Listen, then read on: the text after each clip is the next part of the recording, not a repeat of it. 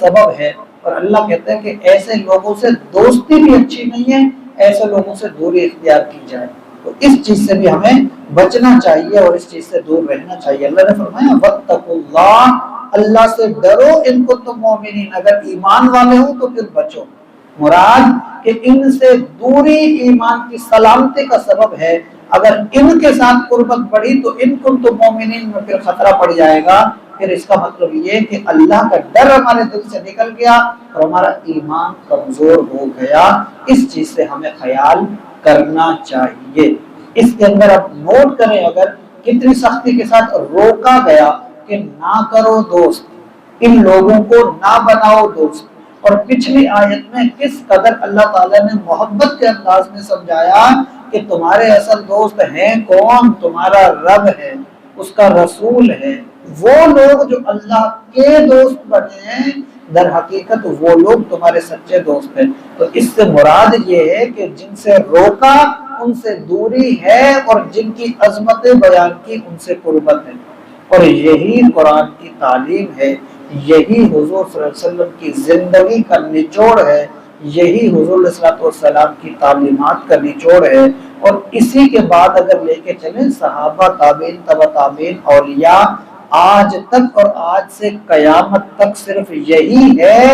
ہمیشہ انہوں نے اپنی محبت بانٹی ہے، ہمیشہ انہوں نے اپنا اخلاص اور اپنی محبت کے ساتھ ساتھ لوگوں کی کامیابی کے جو ہے نا وہ کوششیں کی ہیں کہ کسی طرح اللہ کے جو ایسے بندے ہیں جو گنہگار ہیں، زندگی میں ادھر ادھر مست ہو گئے، زندگی گناہوں کے اندر گزری، کسی بھی طرح سے پھنس گئے، اب انہیں اس دنیا کی دلدل سے نکال کے اللہ سے ملا دیا جائے۔ اور کئی ایسے واقعات ملتے ہیں۔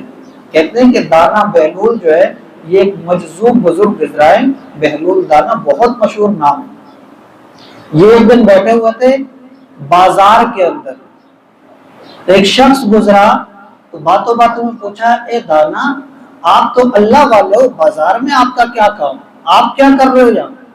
تو بیٹھے بیٹھے کہنے لگے کہ میں اللہ کے ان بندوں کو اس سے ملا رہا ہوں۔ کہنے لگے اچھا اس کا کوئی نتیجہ؟ پھر کیا ہوا؟ آپ کی کوشش کامیاب ہوئی یا نہیں ہوئی؟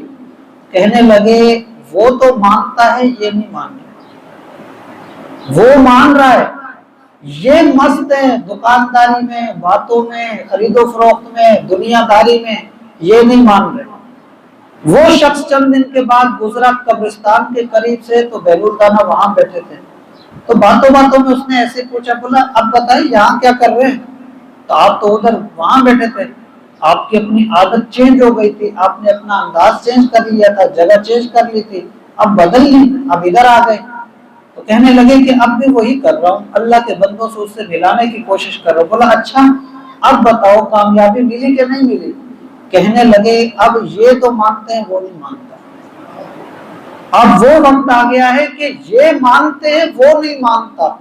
مراد کیا ہے کہ یہ جو زندگی ہے نا اس میں رب تو مانتا ہے، بندہ غافل ہے، اور جیسی موت آتی ہے نا بندے کو سب نظر آتا ہے، پھر بندہ چاہتا ہے کہ ایک موقع مل جائے اب میں نافرمانی نہیں کروں گا، ایک موقع مل جائے غلط بندے کو دوست نہیں بناؤں گا، ایک موقع مل جائے اللہ کے سارے پیاروں کی پہچان مجھے ہو گئی، اب ایک سے بھی دوستی نہیں چھوڑوں گا۔ لیکن اب موقع نہیں ہوتا، اب بندہ مانتا ہے لیکن رب موقع نہیں دیتا، اب وہ نہیں مانتا۔ تو یہ بہت بڑا سبق ہے، اور اللہ والوں کی تو زندگی بھر کام یہی رہا ہے، کوشش یہی رہی ہے کہ اللہ کے بندوں کو اس سے ملا دیا جائے۔